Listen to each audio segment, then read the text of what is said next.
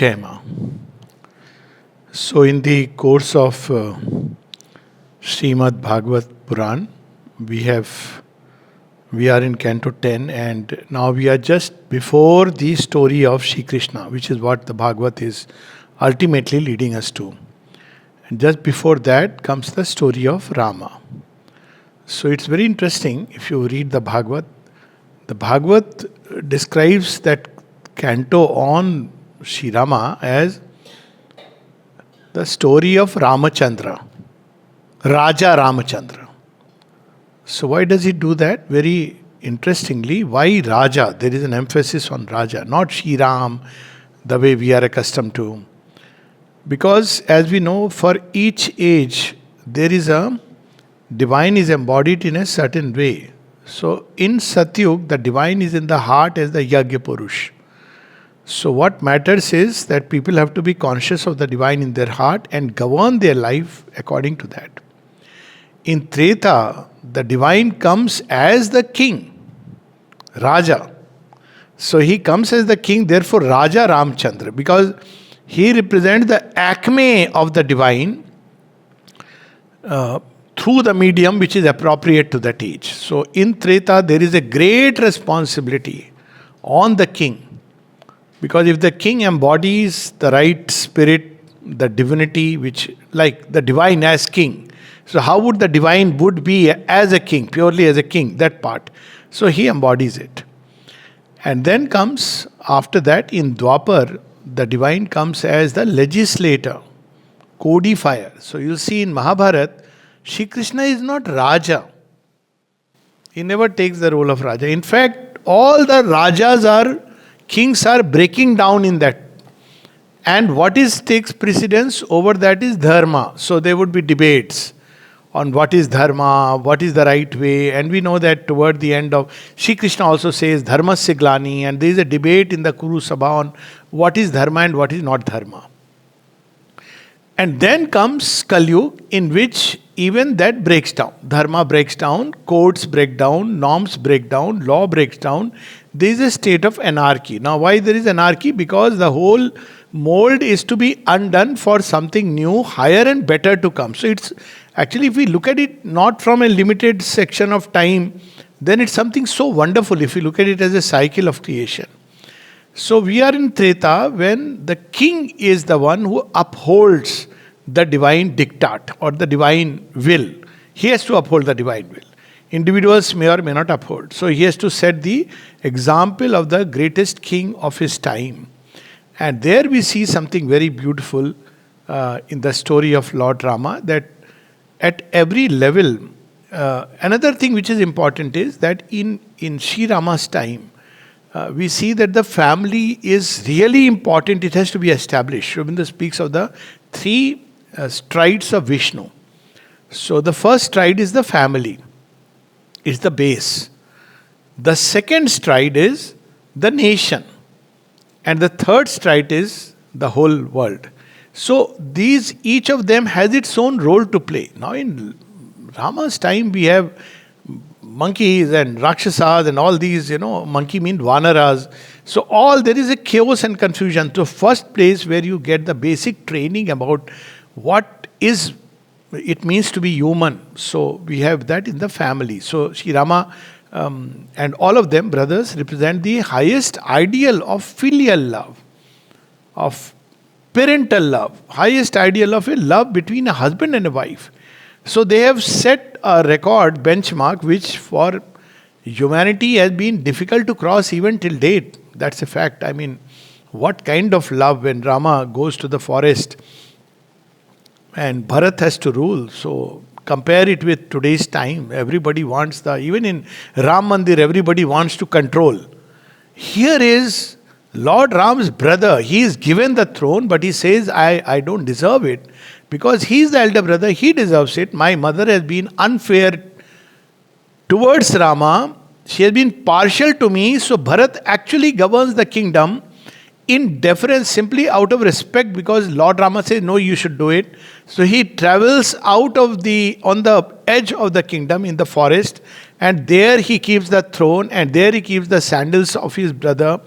and he governs the kingdom as a sannyasi. So, but sannyasi, what will he know what's going around? So, there is a de facto ruler, and that is Shatrughan. So, Shatrughan is the one who actually governs the whole kingdom. But for every decision, he has to go to King Bharat, while Rama and Lakshmana is outside. I mean, even if I take just this ideal, it is so far ahead of our times. And again, husband and wife. So, now we have, because now is a breakdown of everything before the new creation comes. So people often say women freedom, women should this or that. Now I'll just read a passage. I'm not going strictly according to the format within the Bhagavat Purana, because the story of Lord Rama, you can't deal with just one canto. What Vyas Rishi has done is he has beautifully covered the most important aspects. And very interestingly, Uttar Kand, which people debate, is there in the Bhagavat Purana. So we can't just say that it's all just a figment of imagination, because Rishi Vyas would not mention it. But I'll come to that later. The beauty of that whole story is that if you want to have just a very quick summary, then the two cantos in the Bhagavat Purana are there, which summarize the story of Sri Ramachandra, Lord Rama. And you must have seen nowadays on WhatsApp, there is a clip which comes just Ramayana in 2 minutes or 3. They show it's exactly picked up from the Bhagavat Purana. Except that the last part they don't talk about. The Bhagavat Purana does talk about the banishment of Sita, but everything is like fast forward. It doesn't dramatize the event. It just says that finally she delivers the children when they grow up. Sita Mata goes back into the Bhumi, but all that is for later. But just to show that what were the ideals of those people, I just want to read a translation of Sri Aurobindo. And this translation, which is where actually the story of Rama begins. One is when he comes back after his education, and there is the Shiv Dhanush. Now Shiv Dhanush has been, Pinak Dhanush has been lifted by Sita when she is a child. And then Lord Rama lifts it up. We have already spoken about it in the story of Parshuram, so I'll not touch upon that.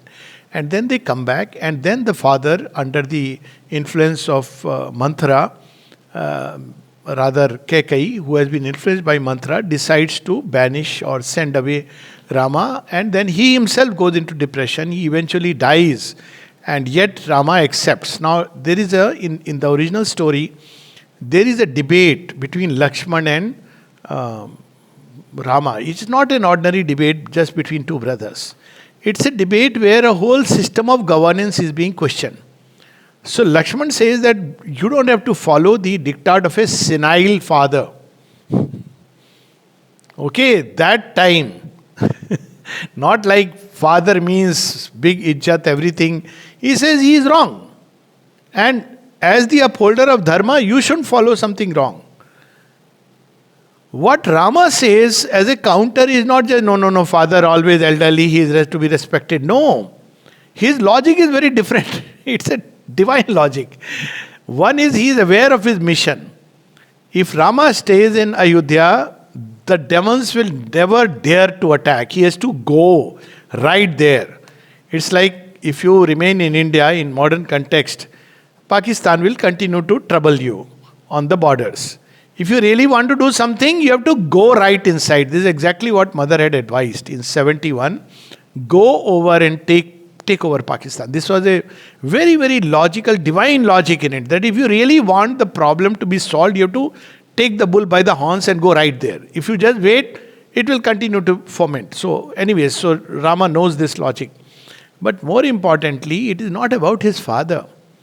It is about the lineage. He is the king, and the king has to set the highest standards of his time. What was the highest standard at the time of Rama, of the Suryavanshis? They were governed by one principle, which they had kept it as the ultimate. And that principle was Raghukul Riti Sada Chali Ai Pran Jai Par Vachan Na Jai. He says this is what we stand for. That if somebody from our lineage has given a promise, that promise has to be upheld. It may be right, it may be wrong. So who had given the promise? Dashrath. King Dashrath had given the promise. His father, he is a king. So he says, not because he is my dad and he is doing right or wrong, but he is upholding as the patriarch of the lineage of Suryavanshis, and I don't want to see him go down that way and go down my. There is no other logic. He is not saying his father is to be respected. The conclusion that people draw. He says no, but as the king of among the Suryavanshis, he has given a vachan, a promise, and I must fulfill it. So that's where the whole thing comes. So there is we take it very casually. Sita is going. Sita is not supposed to go. Why should she go? In today's times, we can imagine the wife should be inside the house. Times have changed, thankfully. But if we go back 50 years back down, even here in the land of Rama, what were we preaching? And here is, that's what I want to read, Sri Aurobindo's translation of a portion from the Valmiki Ramayana, the original. What does he write? First of all, he writes that, the work of Valmiki. Now, first I'll read this little bit. The work of Valmiki has been an agent of almost incalculable power in the molding of the cultural mind of India. It has presented to it to be loved and imitated in figures like Rama and Sita, made so divinely and with such a revelation of reality as to become objects of enduring cult and worship. Or like Hanuman, Lakshman, Bharat, the living human image of its ethical ideals, it has fashioned much of what is best and sweetest in the national character, and it has evoked and fixed in it those finer and exquisite yet firm soul tones and that more delicate humanity of temperament which are a more valuable thing than the formal outsides of virtue and conduct. So it's not about externally how Rama was conducting himself, it's about what he upheld. And that's why when all this temple thing was going on, I said it's one thing to start a temple, but much more difficult to live what Rama has lived, even that 1%, because that's a very high ideal. So in that ideal comes that passage where Sita says, Rama, I am also coming with you. Rama says, no, why you don't have to come. I am the one who has given the promise. After all, she is a woman and she can stay at home. He doesn't use the word woman, but you are not bound by any of the promises that I have made. Now you see, Sita, the feminine, whom we portray as somebody who is very weak, who has, who cannot really, we have this idea of a woman who is totally chui-mui. But who is Sita, whom we admire? Look here. This is translation of Sri Aurobindo. She is telling to Rama, what is she saying? Surely my father erred. What a start. Great Mithila, who rules, and the Videha, Videha is one of the names of King Janak, that he chose thee with his line to mate. Rama unworthy, no man, but a woman in a male disguise. What is she saying? We would wonder why she is saying. Now see why she. What cast thee down? Wherefore art thou then sad, that thou art bent thus basely to forsake thy single-hearted wife? That's why.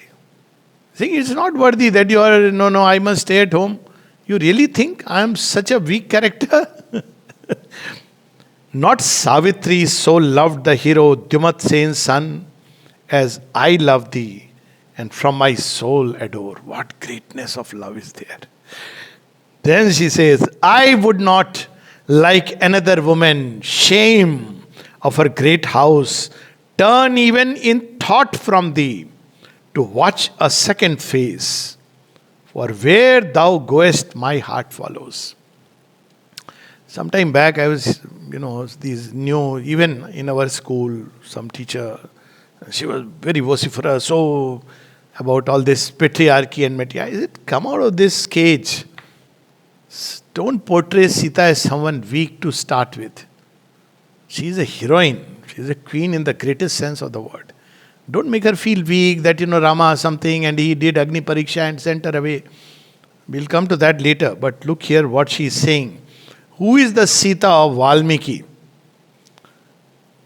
He says, "It is thou, O shame, it is thou, who thy young wife and pure, thy boyhood's bride and bosom's sweet companion, like an actor, resignest to others. My place is with you, nowhere else. If thy heart so pant to be his slave, for whom thou art oppressed, obey him thou, court, father, for I will not. Alas, my husband, leave me not behind. Forbid me not from exile." She's asking exile, give me exile. "Whether harsh asceticism in the forest dear, or paradise my lot, either is bliss from thee not parted, Rama. How can I, guiding in thy dear steps my feet, grow tired, though journeying endlessly?" You think I'll get tired in the forest walking with you? "As well might one weary who on a bed of pleasure lies." You think I am that rose petal. Shobinda once wrote about the sadhaks here. Oh, what rose petal sadhaks you people are. Look at, she says, you think really I want a bed of roses? "The bramble bushes in our common path, the bladed grasses and the pointed reeds shall be as pleasant to me as the touch of cotton or of velvet being with thee." This is weak heroine. People, she is stronger than men. She comes out like that. "And when the storm blast rises, scattering the thick dust over me, I, feeling then my dear one's hand, shall think that I am smeared with sandal powder, highly prized." Just imagine, I'm just holding your hand and it's sand. But to me it will be like sandal powder. What? I mean, greatness. "Or when from grove to grove upon the grass I lie, in couches, how is there more soft delight, or rugs of brilliant wool?" Say, I don't want those things. I lie on the grass. "The fruits of trees, roots of the earth or leaves, whatever thou bring, be it much or little, being by thy hands gathered, I shall account ambrosial food. I shall not once remember being with thee, father or mother, dear or my far home. Nor shall thy pains by my companionship be greatened." She says, don't think I am going to be a bother for you. Just because you are taking me, your pains will be greatened. "Doom me not to parting, Ram, for only where thou art is heaven. It's hell where thou art not. O thou who knowest my love, if thou canst leave me, poison still is left to be my comforter." Final. "I will not bear their yoke who hate thee. And if today I shunned swift solace, grief at length would do its work with torment slow. How should the broken heart that once has beaten on thine absence endure 10 years and 3 to these, and yet one more?" So, just as an aside, when people often say Hindus being converted Hindus, my take is, where are the true Hindus? Show me one. This is the spirit of Hindu, of Sanatana Dharma. We need to awaken it. There will be no need. One such person standing, and she is a woman, before whom even Ravan thinks 10 times. In fact, he never crosses the boundary that she has set. Dare not cross this grass. And there is a touching story, just as we are talking of Sita, when Hanumanji goes, and that is also described incidentally in Srimad Bhagavat Purana. When Hanumanji goes there, he sets the whole Lanka on fire. Then he says, "Mata, I'll take you. After all, what is there? Now nothing is required. Basically, mission was to find you, but now that I have found you, I can take you back. I have come, I can take the leap again." Sita refuses. Why does she refuse? Of course, the occult reason is that Ravana has to be destroyed. All these stories described in Adbhut Ramayana, where Sita is the main heroine, where with the death of Ravan, things don't die. There is Sahasra Ravan, who can be killed only by the coming together of Sita and Rama. So that's, of course, Adbhut Ramayana. It's not described here in Valmiki's or in Bhagavat Purana, but it's wonderful. But Sita says, no, don't steal the glory from Ram. She's confident. She says, just go tell him I am waiting for him. That's it. Let him come and take me along. What greatness. Can we imagine even for an imagination such a character today, or probably in any age? And therefore Rama endures. So people often say the historicity, it's absolutely irrelevant question. Ultimate historicity is if the mind has accepted something as real, it becomes not only history, it becomes also the future. We can say ideal towards which. What is historicity? Not just the physical birth and, well, that has its meaning and point, but that's not the real thing.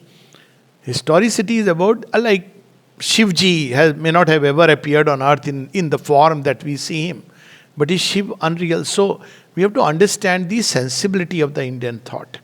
So when he describes Ramayana, coming back to Valmiki, he describes him as the avatar. Our Rishi Vyas. Valmiki doesn't speak of that. Because for Valmiki, why he doesn't use the word avatar? Not that he didn't know. It's because he has to present the ideal of the king. How should the king be? King is the representative of Lord Vishnu. That's how the whole logic goes. So if you bring in the avatar dimension, it will be too ahead of human. Oh, he is avatar, so we must worship him.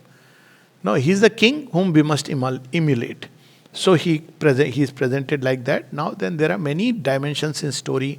Very often people wonder how this is possible. I'll just take 2-3 aspects. For instance, the birth of the 4 brothers is by taking payasam, kheer. So how is it possible? First of all, it's not possible only if you regard purely physical matter as the sole reality. But even if you take that matter is not just matter plus energy, you open doors to endless possibilities. And Sri Aurobindo talks about this in his last writings on supramental manifestation, that the begetting a son by the blessing of a sage is very much possible. Also, you can create beings. This is there in the agenda. Sri Aurobindo speaks about it. Is it possible to directly manifest? In my own little life, I have experienced, I have talked about this experience, so I will not talk about, where there is a manifestation of a physical being that takes place. I am convinced about it. I have spoken about that story. So after all, if everything is the manifestation of energy, why isn't it possible for, if you know the trick or know the way, to pick up energy and build a physical form out of it? What prevents it? After all, even when we take a medicine, it's sometimes very surprising. You are taking not just a tablet with a certain action. There is an energy involved. We have not yet studied it. So what was the payasam? Payasam was a way of energizing any food object which has been offered to the god. It has been charged, it has been energized, it has passed through fire. God knows what way the process is. And then when you take it, that energy subtly acts upon us. Does it mean there was no physical act? Well, there may be, but that becomes not important. So it's not like either or, that they took the kheer and they became pregnant. There was a physical act. Surely there must have been. But the physical and the supraphysical go together. That's the whole point we need to understand. That the two things, having physical act of sexuality and having a baby, and conscious conception where you invoke, that's the difference. So it's a conscious conception. So whenever there is a description of a child being born through a yajna, it means now it's not just the human process being involved, that is involved, no doubt, but there is also a conscious invocation of the powers from beyond. They did it through yajna. Mother speaks about doing it directly through prayers, through aspiration. So that is the difference. So that's the birth of all the 4. And then there is another very interesting thing in the story. So Rama is Lord Vishnu, and Lakshman is Sheshnag. We all know that. That's why he is always like Sheshnag, guarding him. He says, that's my life's mission. Because you see the image, Lord Vishnu is resting and Sheshnag is always alert. He is holding the earth. and shifting it. So he has to guard him. He says, this is my life. Why if all this is secondary? So he has to be true to his metal and he guards him. And it goes to that extent that toward the end, he would not let any entity come near Rama. When you read how does Rama walks into Saryu, there is a whole background to it. It's not like four brothers went hand in hand and entered Saryu. Now he is shown that your time has come, sir, please come. He says, Hanuman won't let me go, Lakshman won't let me go. What do I do? Who will face Lakshman? He will make sure even death doesn't come near me. And then Hanuman. So there is a whole game plan which goes on, and Durvasa Rishi enters the scene. I am not talking about that story, it's not described here, though you can read it. And then Lakshman has to go and convey to Rama, who is at that point of time having a narration with Yama, who has come disguised as a Brahmin, and he says, don't let anybody enter. He says, Rama tells him, don't let anybody enter. So he says, okay. But Durvasa comes. Durvasa says, if you don't let me enter, I am going to curse the whole of Ayodhya.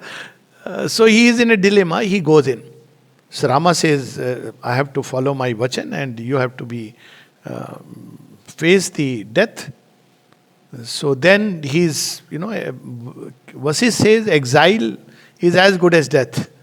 So he is exiled. Very few people know that, that Lakshman is exiled. And after Lakshman's exile, then Hanuman has to be sent back to pick the mudrika, but all that will, if necessary, we may speak about. And then Rama and the other two enter into the river Saryu. So Rama and Lakshman, then there is his Shank. Who is his Shank? It is Bharat. And then who is Shatrughan? Shatrughan is his Chakra, Sudarshan Chakra. So again, what is all these weapons? So it's a profound science.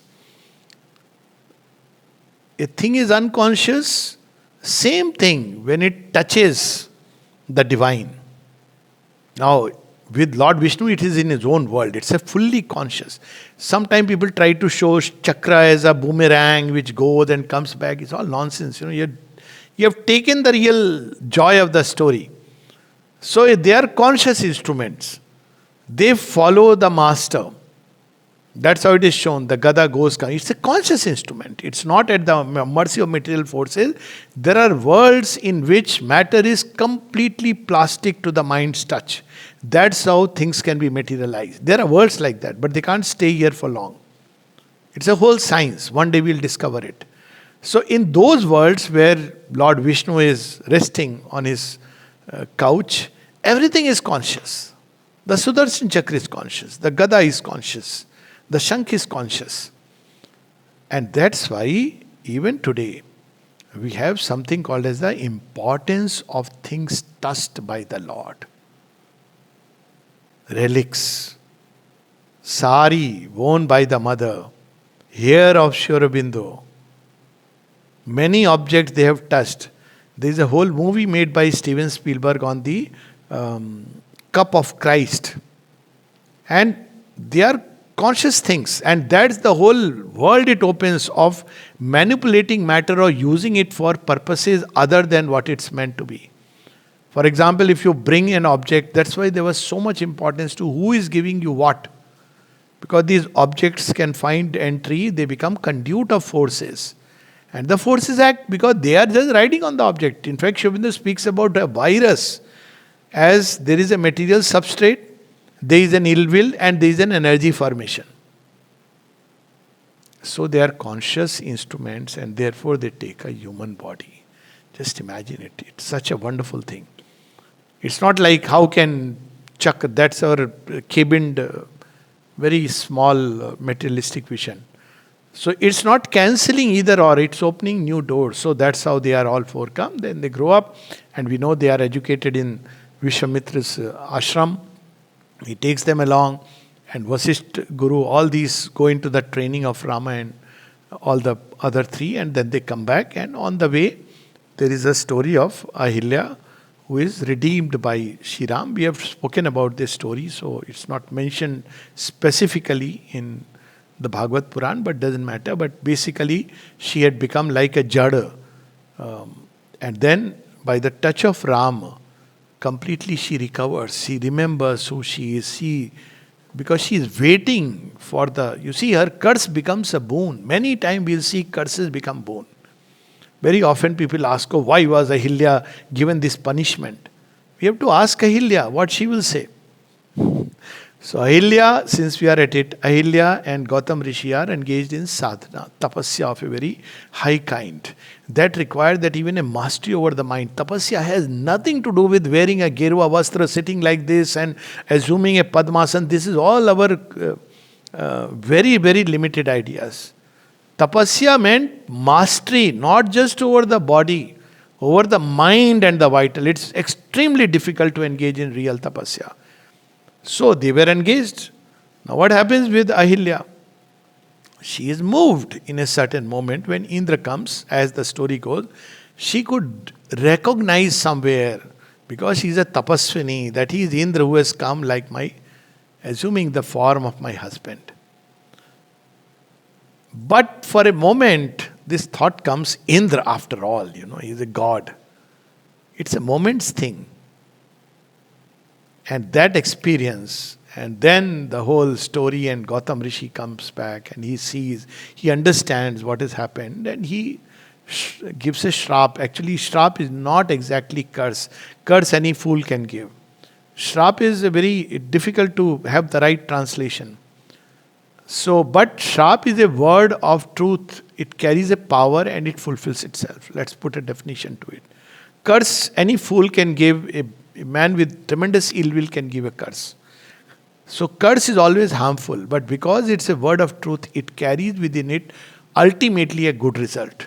So here is a shrap given to Ahilya, and Ahilya becomes like a stone, not a physical stone. And then she engages in a kind of tapasya where she is completely one-pointed upon the Lord. So all that even Gautam Rishi could not attain, because he was still trying what he was trying. Now Ahilya enters into a state of complete surrender and one-pointedness to the Lord. And when he comes, he redeems her. Actually, she is the one who is redeemed and goes much higher than what Gautam Rishi could ever have achieved.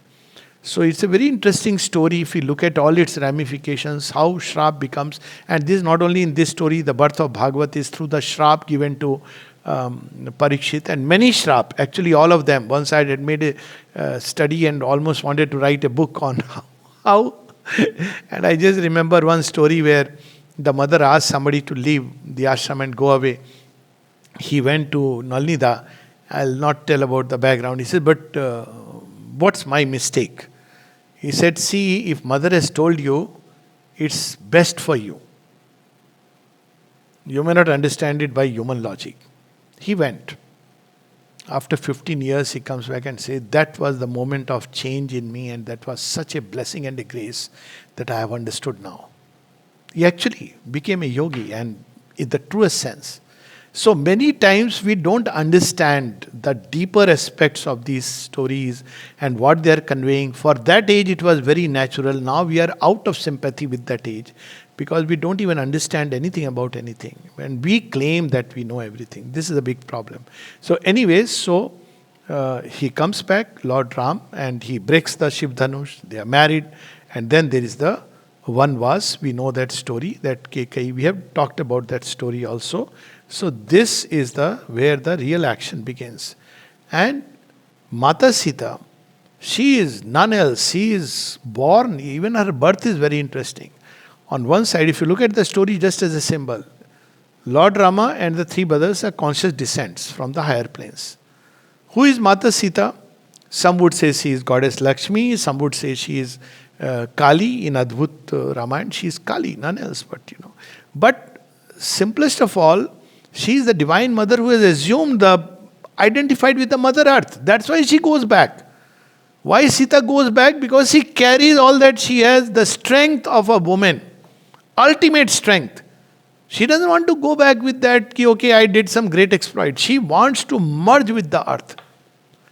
And therefore, what Sita did in the face of adversity becomes available, accessible to the average woman of all times. It is the ultimate sacrifice of Sita. And she was not asked to go down into.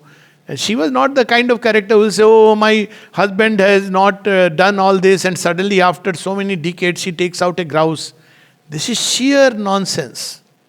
She knew very well, she knew her mission is over. But in a last strategic sacrifice, just like Sri Aurobindo, last strategic sacrifice, she is the mother. She said, all that I have done as a tapasya, her life is a tapas, very strong character. One of the strongest characters. In fact, if you ask three strongest characters, Savitri, Draupadi and Sita. So what does she do? She says, Mother Earth, I'll take and give all this to you. Exactly what Sri Aurobindo did. When you read this story, you understand what Sri Aurobindo did. Supreme strategic sacrifice. So what happens? All the cells, everything becomes part of common endowment of the material world. So Sita's strength became part of matter. Any woman having a body, feminine body, inherits the strength of Sita. And Sita's strength is a standalone strength against Ravana, against even the people of that time. She stands fiercely and strongly. So that's Mata Sita, and she has shown the way to all the women of future. People often say, from a feminist angle, I say, if there is a book on feminism, a strongest feminine character, it is Mata Sita. And if you don't see the ultimate feminine in her, you are missing something. You are thinking she is a lovey-dovey, very tender character, whom Rama abandoned. No, she is very strong. So this about Mata Sita. Then the story flows, and we all know that Lord Rama goes, and meanwhile, the Bhagavad describes a demon. Of all the demons, it describes only one demon. But again, it's a very interesting story. This demon is again a cursed demon. Look at it. He has got a shrap. Forget about the conditions. Shrap was because he was a Gandharva, but he was doing mischief all around. Gandharvas are beings of the vital world. So they are neither good nor bad. They fit into both categories. So as a Gandharva, he is makes fun of people. They are very powerful beings of the vital world. So he is one day one of the rishis. So the rishi curses him. You are doing all this, you are stealing things, picking up things, go down to earth and become a demon who is only eats. So now how do they portray that he only eats? Now this is where something very interesting. So he is shown as a headless demon, Kadam or Kandam, whatever, I mean. You'll find the name of the demon in. So this demon has a head, big head in his abdomen. And he is headless. Very clearly it's a symbol. He is a man who cannot think, or his whole life is centered around food. Now we'll see plenty of them all around. His whole life, he is a foodie of the ultimate kind. For whom what matters is food. Huh? Kabandha, thank you. Kabandha. So Kabandha is the name of the demon, and he is shown as the head. See what a beautiful way of... I mean, obviously it is very symbolic, and he only eats whatever comes, and he cannot be killed. He eats whatever, everything he eats. Now, what he does, he has to ultimately get redemption. He is waiting. He is told that one day God will walk on earth and he will redeem you.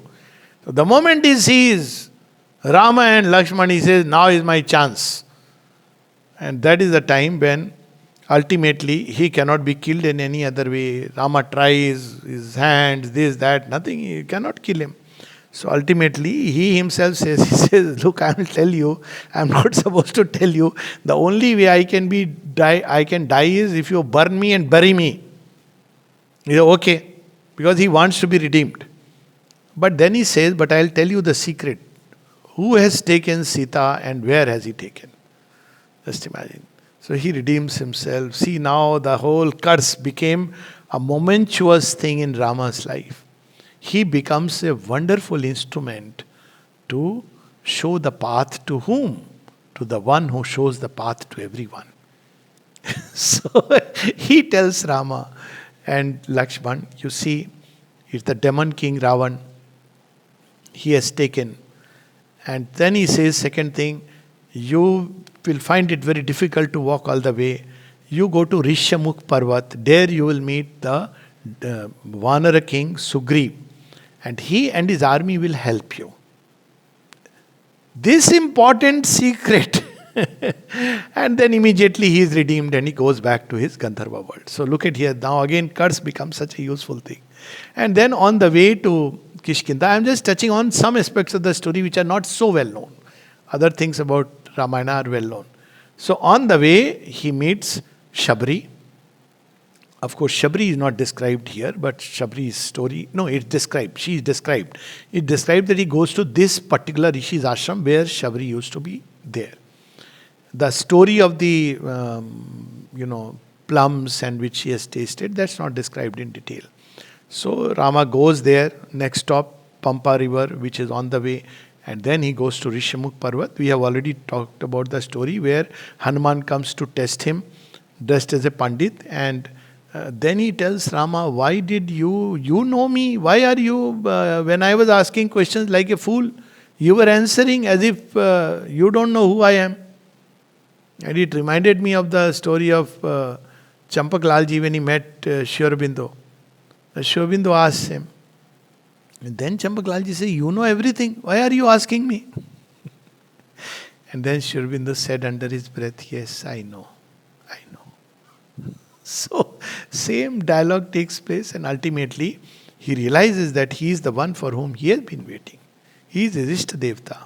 And then the second part of the story begins where they all go to Lanka and we have touched about, when Hanumanji goes and then Mata Sita is redeemed and she comes back.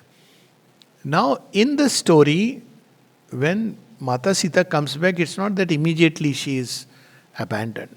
There is a time, quite a good time, for which, during which they are both there.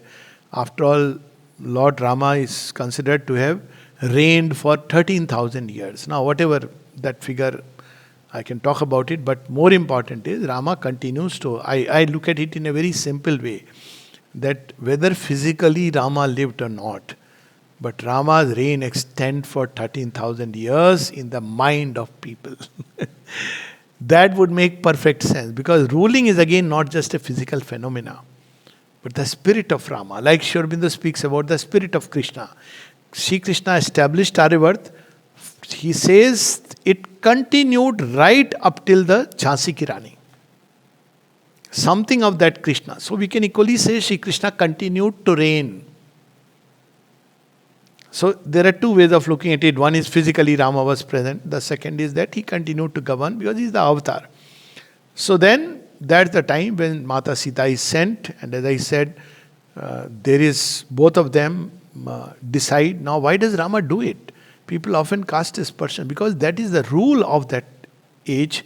And before he could change the rule, an event has taken place. And Sri Rama, as Bhagavat Purana describes, he goes, one day he is out in the commoner's dress. What a difference between life today. I don't know of any king, even a person you give a post somewhere in the temple of Sri Ramji, and the person will be like he is somebody special. King Ram, the slayer of Ravan, he dresses as a commoner and goes into this is how the Bhagavad describes. And there he hears people say, and what are they saying?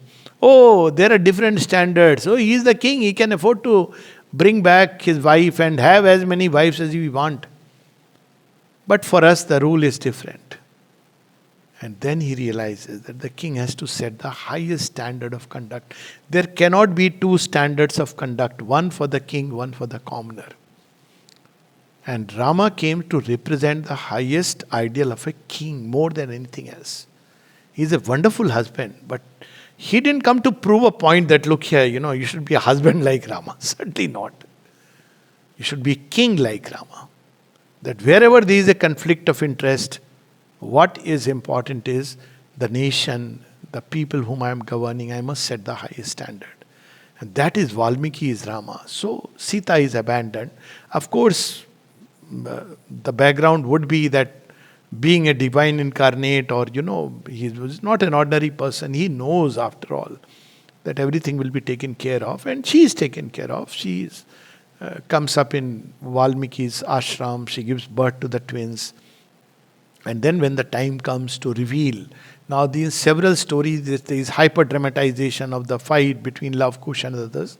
But Bhagavat Purana ends by saying that when Mata Sita knows that now children have grown up, they must be given the kingdom. And actually, if you look at it, story is so beautiful.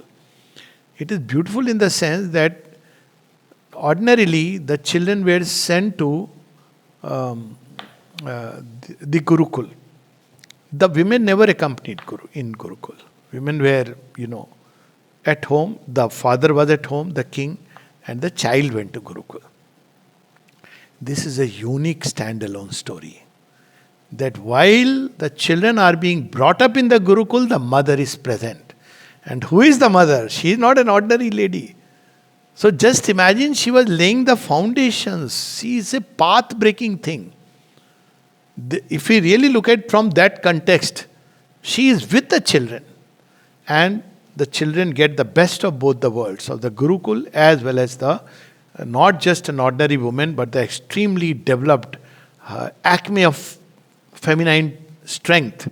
I wouldn't say traits, but acme of feminine strength that Sita stands for. So Love and Kush grow up there. And when they have grown up, and then they meet the father and they know that now they have to go and take over the charge, Mother Sita says, my mission is over. Not those dramatic things that suddenly she says, you did this to me and I am going. She knows the mission is over, and that's when she requests Bhudevi and goes down. And she comes also from Bhudevi. Now comes that story of Bhudevi, why she is also a child of the earth, which is so symbolic, so beautiful, that Sita is not just coming from the heavens suddenly and manifesting. She is a child of earth. Meaning thereby, if I can do this, you can do this. That's why even till today, you see, you read, you will have different accounts who Sita is actually. But one thing is undoubted, that she has come from the earth. Okay, there is a story of the pot being brought out, and there is a story of the pot containing all the blood of all the kings whom Ravan had killed. But that's not important. I mean, that's okay. But she carried the anguish. So I take it like that it's not just the blood of... Ravan was not that gory also, that he was putting blood of the rishis whom he killed into the pot and keeping it like something very sacred. That's hyper dramatization. But the anguish of the rishis, anguish of the earth. She is an embodiment of the anguish of the earth. Now we understand Sri Aurobindo's symbol. Aspiration of the earth, the ascending triangle. Through life, light and love, matter aspires. So Sita embodies the anguish of the earth. What is the anguish? Anguish is that the earth wants to deliver at least. If we go back to the Puranas, this is her mission. So she has to deliver at least, something which is truly divine. Now Parshuram has come, all the avatars have come. Parshuram is the first time we see a human form. But again, we have to understand that avatar is divine in space and time. Otherwise, divine is there, always there. So, when we try to worship the avatar of the past in opposition to the avatar of the future, we are doing a disservice to the divine himself. Because avatar, divine is always there, everywhere. But he takes an avatar, means there is a context. In space and time, he has come. So we can't say, oh, Parshuram is God and he destroyed the Kshatriyas 21 times with an axe, so I will also do it. Try doing it, you will end up in the jail, because times have changed, context has changed. You can't even go like Lord Rama, that I'll do justice based on my strength. You can't do it, you are not supposed to do it, because time has moved ahead. Shri Krishna himself would not do it, because a code has come. Now it's still further. You have to discover the truth within. But that's a different story. So, each avatar has a certain context. He comes to operate in that context. Of course, we can worship him, and we should. That's a greatness, even as an ideal. But we should not oppose the avatar of the past in opposition to the avatar of the future. And I'm telling this on a very personal note. So when all this, right now we know what is happening in Janmabhoomi, and there was a time when the person who has now resigned, he had come to Sri Aurobindo's Sadhanalaya and given some talk. And I said, why don't you tell him that Sri Aurobindo is the avatar and Sri Krishna and Sri Aurobindo, all this I had even written a letter. And he said, no, all that Sri Krishna and all is fine, but Rama is the ideal of India. Now when you do that, then you are doing the same mistake that the mullahs do with the Quran. Of course Rama is ideal, but the avatars go further. That's the Indian story. Yes, for the monkey mind, for the animal consciousness, Rama represents some great height, very great height. Sattvic mind, illumined mind, luminous mind, but also the limits of that mind. And there are many for whom even to, follow that filial love which Rama represents. And I am saying this based on something very beautiful. I mean, not just my own understanding is there, but what Mother said once, that in the eternity of becoming, she is speaking of becoming, not eternal being. In the eternity of becoming, each avatar represents a more perfect future realization. But men have a tendency to deify the avatars of the past, which is okay. This is not what Mother says, which is okay, but I am saying which is okay. She is not saying anything about it. But she says avatar of the past in opposition to the avatar of the future. Now that Sri Aurobindo has come, his message meets the same opposition as of those who came before him. But tomorrow will prove the truth of his purpose and his work will be done. So this, even the story of what is going on in Janmabhoomi, it has very deep occult dimension. We'll talk about it some other time. Avatar of the past is very high, wonderful, but we should not think that story ends there. Rama comes as Krishna. And Krishna is different from Rama in the manifestation. They are both same being. There is no doubt about it. Divine. Both are divine. You can arrive at the divine through them. But if you take that the story of the divine becoming on earth stops with Rama and Sita, then one is doing an injustice to Rama and Sita themselves. Because they have come as Krishna and Radha, and they have come as Sri Aurobindo and the Mother. So this is the big canvas, wonderful, inspiring story, not a story. It's imprinted in the human mind. I don't think a true Indian carries the stamp of Rama and Sita. I believe that in their blood. He may or may not, then only he is truly a Indian or what is called nowadays as Hindu. You don't become a Hindu because your name has a Hindu name. So this is the lineage we inherit, so wonderful. And the story of Rama, Raja Ramachandra as he is called, as narrated in the Bhagavat Purana. Very short summary. Details are plenty and I think more or less they are known to everyone. I believe, Sri Aurobindo says that an Indian somebody has not read the Mahabharata, somebody who is not conversant with the Ramayana, he says, is not an Indian.